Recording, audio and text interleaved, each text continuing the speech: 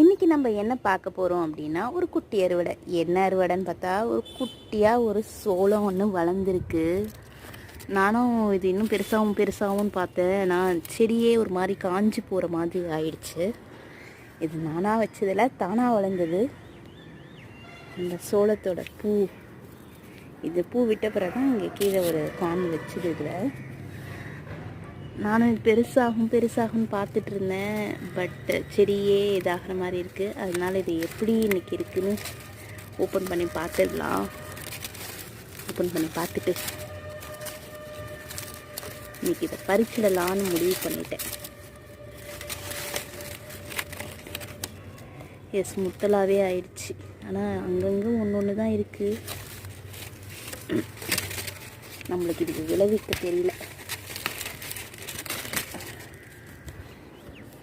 S, நம்ம வீட்டில் வளர்ந்த முதல் கான். இதில் நிறையவே இல்லை. இது எப்படி பண்ணணும்னு எனக்கு தெரியல. இது ஏன் இப்படி இருக்குன்னு தெரியல. காஞ்சே போயிடுச்சு போல இருக்கு.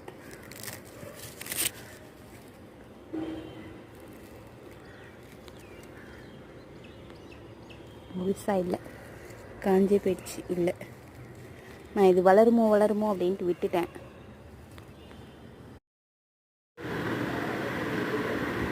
இதுதான் அதில் இருந்தது. ஆனால் இப்படி ஆகும்னு நான் எதிர்பார்க்கவே இல்லைங்க.